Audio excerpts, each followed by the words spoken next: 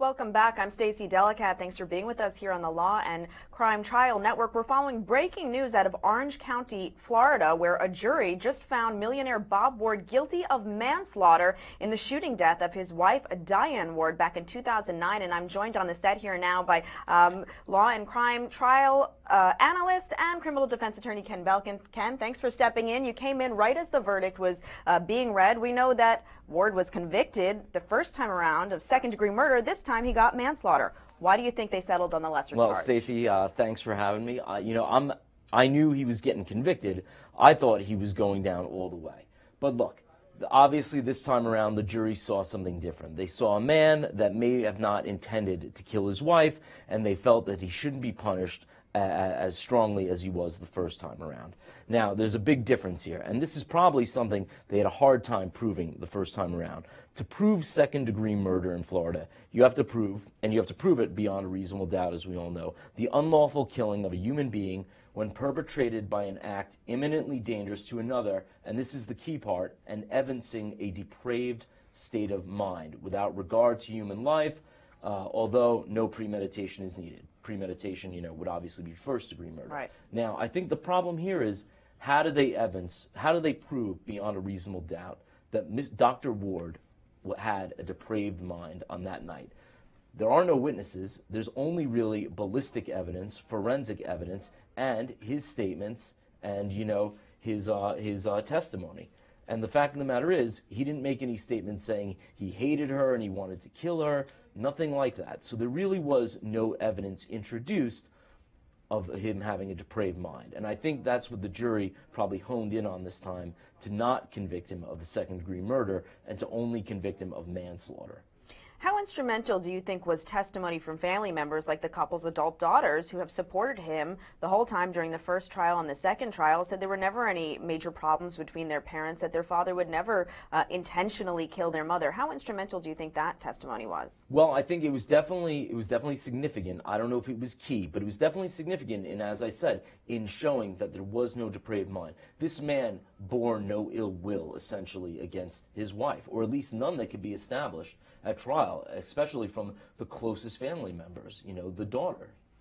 Yeah, and we know that the daughter, at least one of the daughters, was rather emotional when this verdict was read. I mean, he didn't get acquitted, right? He's still convicted of a crime here and could very likely serve more prison time. Let's get to that in a second, but we know that there were some words screamed out in the courtroom by one of his daughters, some expletives, and the judge told her to be quiet and stop, and she said, "Arrest me," she dropped the F word.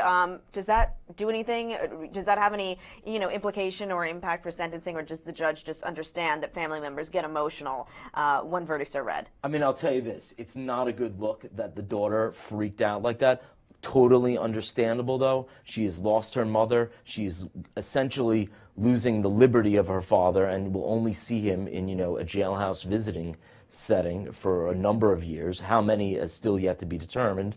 But I think, it's not a good look. And undoubtedly, the daughter will probably be making some sort of a statement at sentencing, or at least some letter to the judge at sentencing asking for leniency for Dr. Ward, and I think the judge might look askance at the daughter, given her outburst. Now, right after the verdict was read, the judge said, let's do the sentencing right here, right now. No need to wait and set a separate sentencing hearing, but obviously Ward's attorneys objected to that. In the end, they settled on February 26th for his sentencing hearing. Let's talk about that a little bit. Why, I mean, it seems like the judge just wanted to get this wrapped up since this is his second time around, but his defense attorneys, of course, want a little time to prepare. Yeah, I mean, look, we look at courts as this mystic thing we see on TV. The reality is, this is not the only judge's case, and the judge had to put aside all of the cases the judge oversees to block off a substantial amount of time to conduct this trial. So logistically, the judge is probably thinking, I would like to get back to my other cases. This thing is already put me way behind schedule. And, who, as Julie Rentleman said, we already have his pre-sentencing report done by probation. We already pretty much know where this guy stands. Now, that being said, I'm a defense attorney, and I do believe this man was convicted of manslaughter, and he's going to be sentenced for a significant period of time. And he should be afforded his rights to present an argument at sentencing as why there are mitigating factors, and he should receive some leniency from this court. Look, It's his first offense, really. Never mind the fact that he was convicted before, because in the eyes of the law, that never even happened. Right. He has family members that are going to be impacted greatly by his incarceration. Prior to being convicted, he was a doctor. He was an upstanding member of society and the community by all accounts. And, he might be someone who should be afforded leniency. In the other case, he was accused of having a second-degree murder, which is also a much more serious charge. So there's been a change in circumstances. He's convicted of a less serious charge. And as such, I think the judge should hear out all those arguments at sentencing.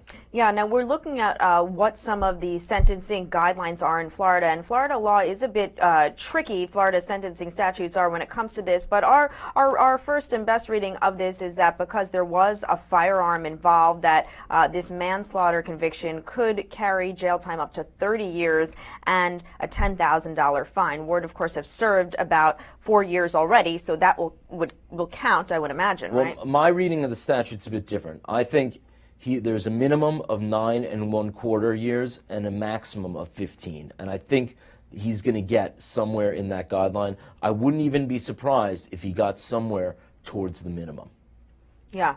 And is that because, as you said, this is his first time offense? I mean, he's got a pretty clean record thus far. As far as we know, his behavior was good the 4 years he served in prison. Yeah, I mean, look, he's an elderly man. Well, not like, extremely old, but he is an elderly man. He's lived his whole life without any sort of contact with the criminal justice system. He's got family members that are supportive of him, that don't blame him for the death. He was an upstanding member of the community. He was an educated man. He was a doctor, and he really was a model citizen up until this night.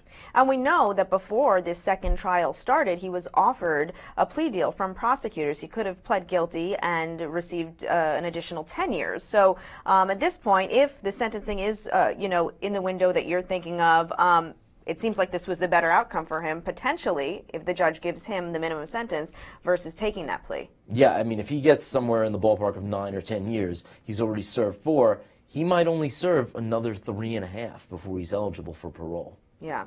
So again, we'll have to wait and see. February 26th, the date that the judge set for Bob Ward's sentencing the second time around. He's been in this boat before, and I guess he figures just wait it out. At this point, what more can he do? He's already, spent so many years behind bars. Yeah, and let his attorneys have a week and a half or so they can get their ducks in a row and put forth their best foot at sentencing. Now, given your experience as a criminal defense attorney, these attorneys did better than his first attorneys, and that's why the first conviction was overturned, because the judge ruled that there were mistakes made by his first defense team. But do you think they're pretty disappointed now that he was found guilty of manslaughter?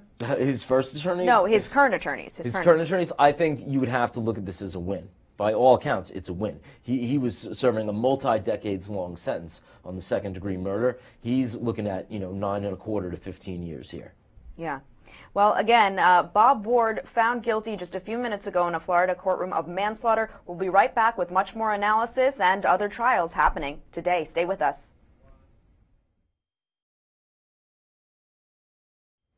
Welcome back. Thanks for being with us here on the Law and Crime Trial Network. I'm Stacey Delacat, and we're following some breaking news out of Orange County, Florida, where just moments ago a jury found Bob Ward guilty of manslaughter. Again, this is his second trial in the death of his wife Diane Ward back in 2009. In his first trial, he was convicted of second-degree murder. This time he got manslaughter, and the judge is going to have everyone back in the courtroom for sentencing on that case in February 26th. I'm joined on the set here by Ken Belkin, criminal defense attorney and law and crime trial analyst. And Ken, we're going to switch gears now and go to Las Vegas, where all day we have been listening to really disturbing opening arguments in the case against Janet Solinger. She faces 46 counts, including child abuse, neglect or endangerment with substantial bodily harm, sexual assault with a minor under 14, assault with the use of a deadly weapon. She faces up to life in prison.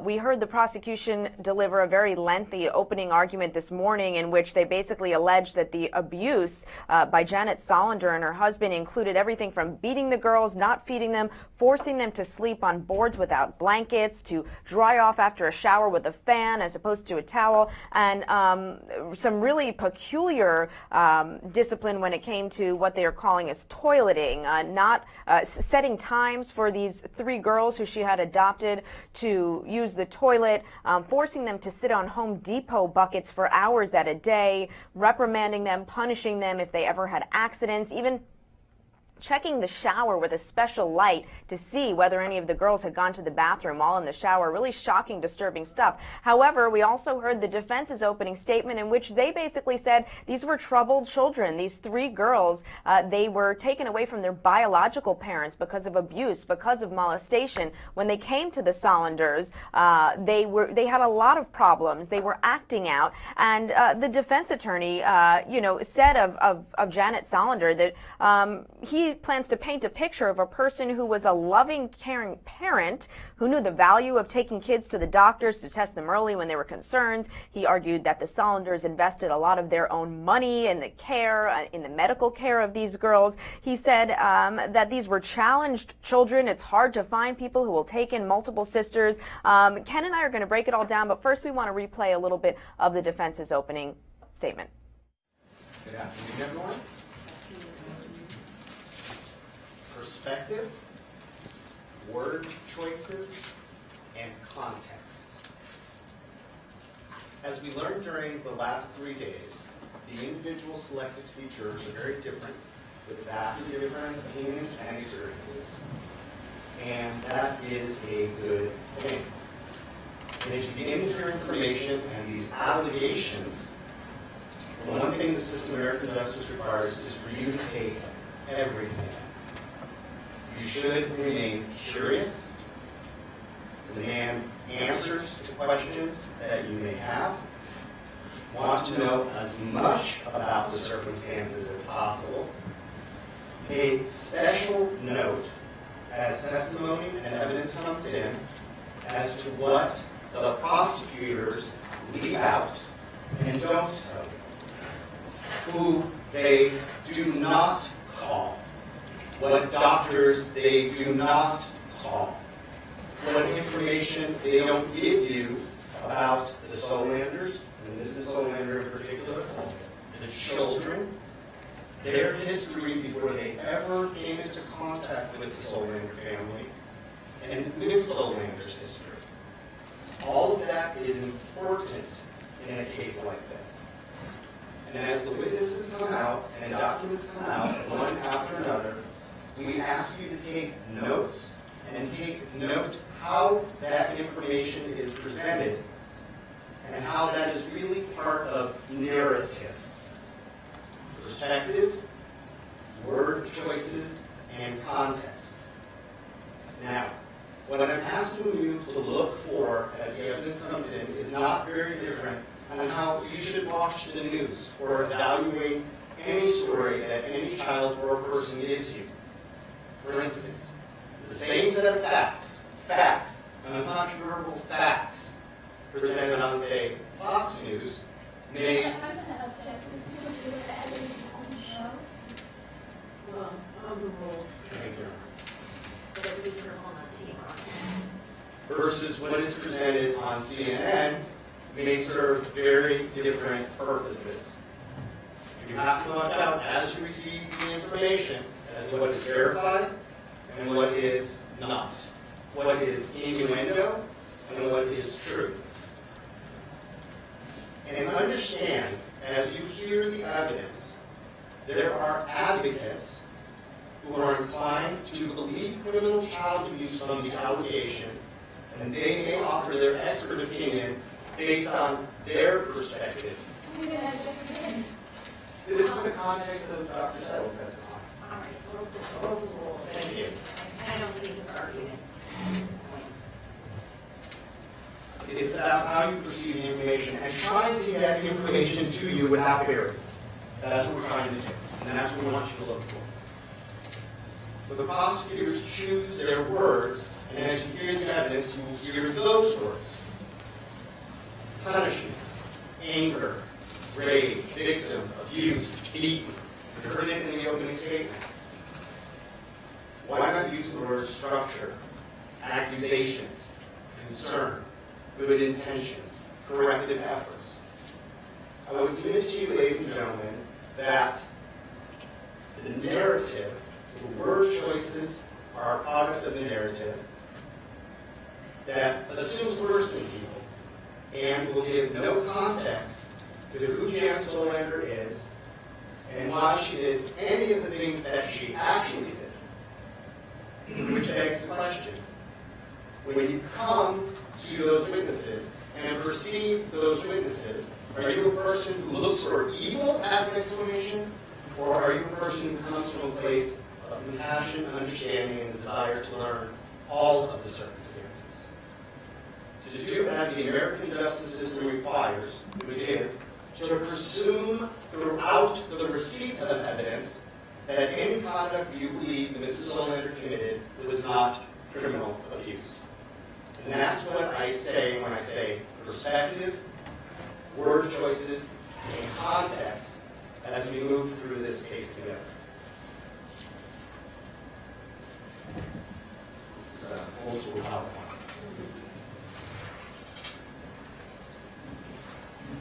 Now, from the onset, I want to go a little out of order and confidently say that you will hear no credible evidence that supports the wild allegation from the adopted Solander children that there was sexual assault. That will be a distraction from the more important business at hand. You will see from the evidence that it has no place in these proceedings, that it simply did not happen, and more than that, it's a word choice.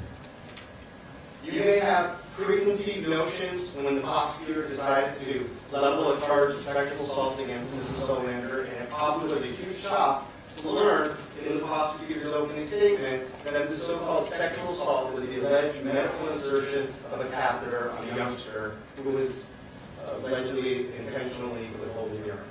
So it's word choices, narrative. These are the things we want you to pay special attention to when you hear the testimony of the witnesses and the questions of all counsel. Indeed, and it bears repeating, the presumption of innocence means that the allegation of inserting a catheter is presumed not to happen until or unless the prosecution proves that to you beyond a reasonable doubt.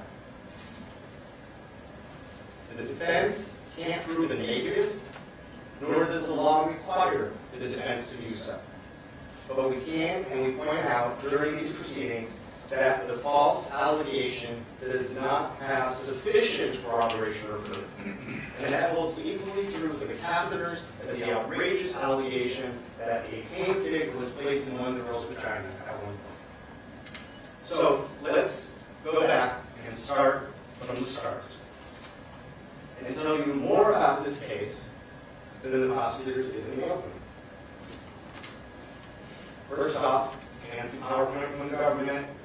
They can't. An argument in it. It was not a fancy PowerPoint. And they don't have a single slide about who Janet Solander is, but plenty of innuendo. Did they tell you about her upbringing on military bases? All right.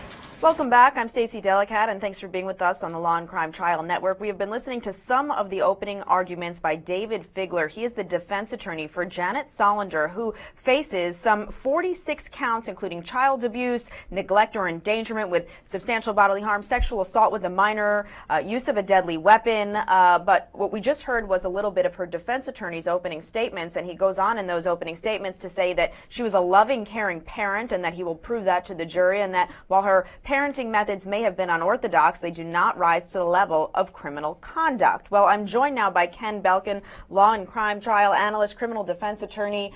We know that the prosecution has said that the three adopted children will testify, will tell their stories of this horrific abuse that's been described. Do you think that the jury will buy the defense's arguments that this woman was a loving, caring parent if they hear from these children that they prevented them she and her husband prevented the children from going to the bathroom, didn't feed them, forced them to sleep on boards with no blankets, didn't give them towels to dry off after showers, even at one point inserted catheters into the girls to see how much they were urinating. If a jury hears that straight from the girls, will they buy the defense's argument that this woman was a caring, loving parent? Well, look, the defense is going to try and play these girls as, very disturbed kids that are the product of a foster care system that has just gone awry and that they were already in really bad shape. Now, look, their testimony alone may not do it, but hopefully they'll get people, agents from investigators from Child Protective Services, their testimony, and maybe their field reports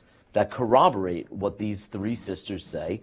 That might be the nail in the coffin for this lady. Yeah, well, we know that we will be hearing from some CPS workers as well as some therapists that interacted with the girls because Janet Solander and her husband also had several foster children in their home. The prosecution said some of these foster children will also testify about the abuse that they witnessed. But the defense's argument was these children came in contact with doctors multiple times under the care of the Solanders, that initially the Solanders brought them to all different kinds of doctors and specialists, and they're mandatory reporters, and nothing was ever reported by these doctors. Well, that could just be because on the day that, look, this woman knows the foster care system. She wrote a book about it. So she knows that doctors are mandatory reporters, and presumably she probably knows that when she brings her kids to the doctor, she better not be bringing them with any marks or bruises or she's going to bring them gussed up like they're going to a pageant. Right. And yeah, you mentioned that book, Foster Care, How to Fix This Corrupted System. Janet Solander self-published that book just a few months before getting charged in this case. And that book is going to play a really interesting part in this case. Court expected to resume soon. We'll be back with more analysis in just a few minutes. Stay with us. Thanks so much. Welcome back. I'm Stacey Delacat. We are waiting for court to resume in Las Vegas, Nevada, where the trial against Janet Solander is about to get underway. Earlier this morning, or earlier in the day, I should say, we heard opening arguments from both prosecutors and defense attorneys in this case. Solander charged with 46 counts, including child abuse, endangerment of a child, sexual abuse, some really horrific allegations laid out against her. The defense, meanwhile, in their opening arguments, sought to make the case that she was a loving, caring parent and that these were just troubled children who had suffered abuse before they were adopted by the Solanders, who acted out and may have lied on purpose. I'm joined on set here by Ken Belkin, law and crime trial attorney, trial analyst, criminal defense attorney. We were talking just before the break about whether the jury, will buy these arguments that she did nothing wrong when we hear these young girls who are expected to take the stand testify about this really horrific, severe abuse, being beaten with paint sticks until the point that they bled, being allowed to go to the bathroom only at certain times, really controlling toileting behaviors as the prosecution described it, the forceful insertion of a catheter. To anyone, these allegations are disturbing. So, how do you, as a defense attorney, try to counterbalance that to the jury? Because, anyone reading this on paper cringes. Well, clearly, as her defense attorney said, she's a loving, caring mother, and she just has some unorthodox parenting techniques. I don't think the facts or the evidence in this case are going to bear that out. This is a little bit more than unorthodox. Now, you've got an interesting situation, too, where her husband and daughter already took pleas. Right. So they are already, in the eyes of the law, they're convicted. Taking a plea is the same legal result as getting a conviction after trial.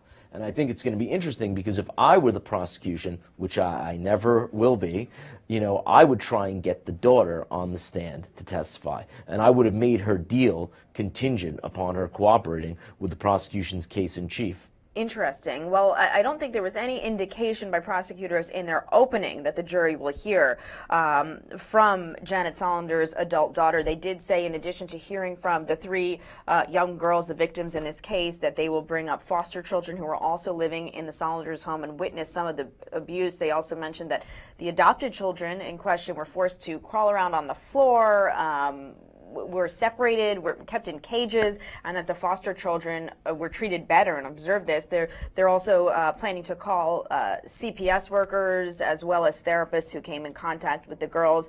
And also, what's shocking in this case is that CPS had indications from numerous people over the course of the 2.5 years that these girls were with these parents that something was clearly wrong, that the girls seemed starving, were voraciously hungry, were extremely skinny, that the girls talked about being scared to have an accident because they would get beaten and not being allowed to go to the bathroom, and that CPS didn't intervene before the Sollingers were charged in 2013. Now that goes to the defense's argument that they'll say, well, CPS knew about these maybe unorthodox parenting behaviors, but they didn't rise to the level of criminal conduct, and CPS didn't make them stop those behaviors until the girls exaggerated their accusations even more in 2013.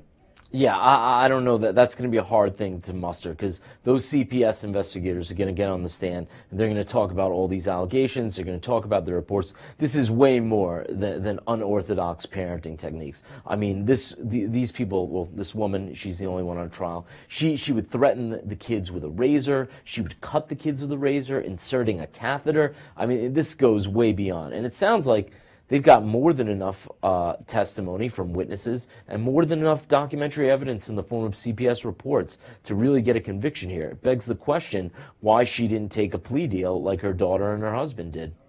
Right, and we know that just last month, late last month, at the end of February, her husband pled guilty to several charges, and now he's awaiting sentencing.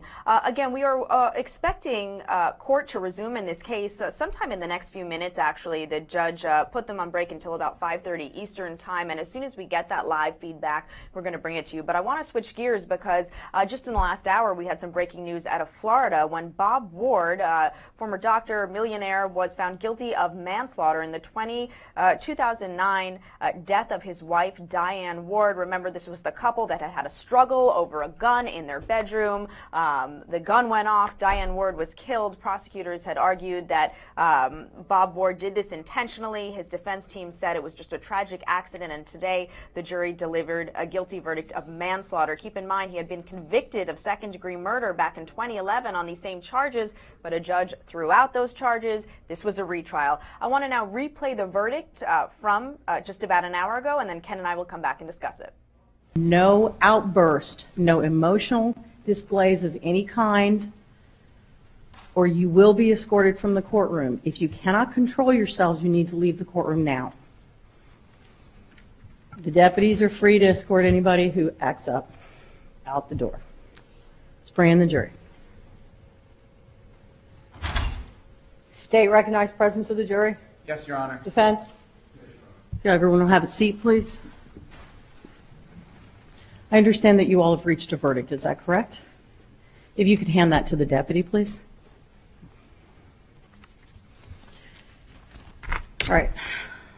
Madam Clerk, if you'll publish the verdict, please.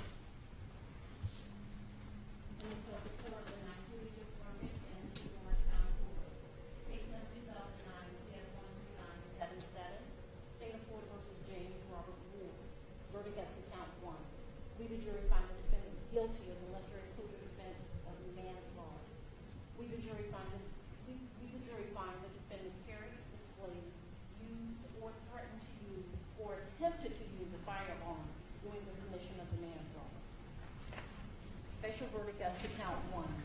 We, the jury, find that the defendant did, during the course of the commission of the crime, discharge the firearm, and as a result of the discharge, death was inflicted upon Diane Ward.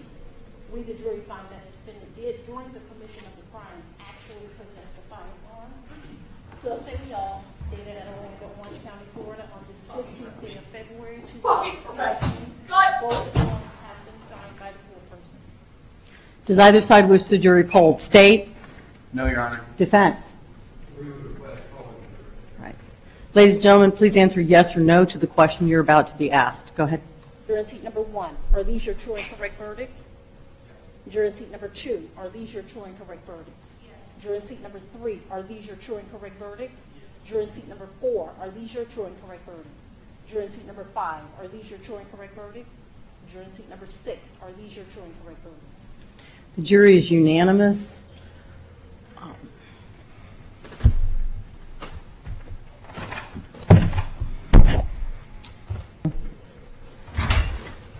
Mr. Ward, a jury having found you guilty of manslaughter with a firearm, at this time the court adjudicates you to be guilty of manslaughter with a firearm and orders you to be fingerprinted here in open court.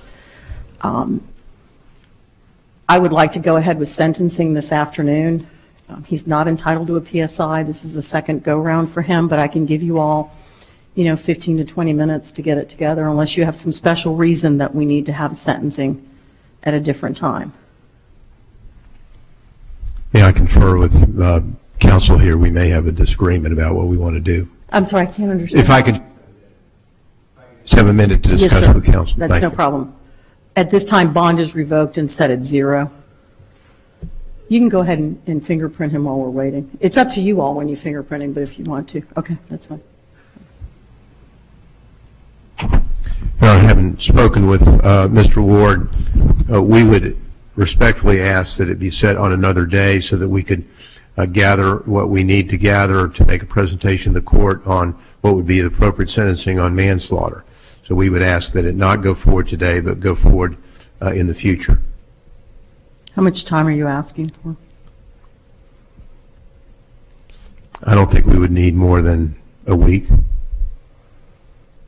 right. I'll set this for next Friday. How much time do you think the sentencing presentation itself is going to take? I don't think it would take more than, an hour and a half. I don't think it would take longer than that. But we do want to gather what information we would want to give the court, because there is a wider range here on the manslaughter than on the, obviously, the second degree. Mr. Jay? We would just ask for a date other than the 23rd. I'm unavailable. What's everybody's schedule look like on the 26th of February? It would be in the afternoon. That would be fine, Your Honor. Does that work? Okay. I believe that it will work. All right. Mr. Ward, you're remanded to the custody of the Sheriff's Department. This court is in recess. Welcome back. We were just replaying the verdict in the trial of Bob Ward, the Florida man who was found guilty of manslaughter with a firearm in the death of his wife Diane Warren back in 2009. This was his second trial on these charges. His first second-degree murder conviction was tossed out in 2016. A judge said that his defense team had made mistakes. Ken Belkin, law and crime trial analyst, criminal defense attorney. We know that this conviction carries a sentence between 9¼ years and 30 years max. How do you see the sentencing going? Well, I mean, hopefully the judge will not take into account the last trial and be impartial and just rule on the facts that were established and proven to the jury in this trial. And, I think there's a lot of mitigating factors. As I said before, upstanding member of the community, an educated man, a doctor, no prior contacts with the criminal justice system, several family members who do not blame him and spoke in his defense. I think he's a very good candidate for leniency. And we know he's already served about 4 years on his first conviction, so that will likely be factored into the equation. Yeah, well, he will get credit for that time served. Yeah. You had said earlier you think this is a win for Ward and his team. Do you still agree with that? It's a win. Look, it's not like, the win, but it is a win. It's a win. They got him acquitted of the top count. I have a feeling that the jury in the room, they deliberated for something like 9½ hours. It's a decent amount of time. I have a feeling that the jury probably had to reach a compromise. They probably looked at all the facts. Some people interpreted it one way. Other people interpreted it another way, and there was probably a compromise where they said, okay, we won't convict the second-degree murder, but we will get him on the manslaughter. We heard in that replay the judge say, let's do sentencing right here, right now, and his defense team said, hold on, no, we need a little time. The judge setting sentencing for next Friday to give the defense time a little bit of time. What do you expect they'll be preparing between now and then? They'll be preparing all sorts of things, some sort of victim impact statements, family members to talk about the impact of, losing their mother in what they consider to be an accident and now having to lose their father. Maybe he'll have colleagues speak on his behalf or write letters. Some cases, defense attorneys like to prepare videos. I don't know that they're going to have time to do that, but they're going to get whoever they can to speak favorably of him and portray him as a very good, law-abiding, responsible citizen. Okay, again, Bob Ward found guilty of manslaughter this afternoon. Stay with us. We're going to take a quick break. We'll be right back with much more.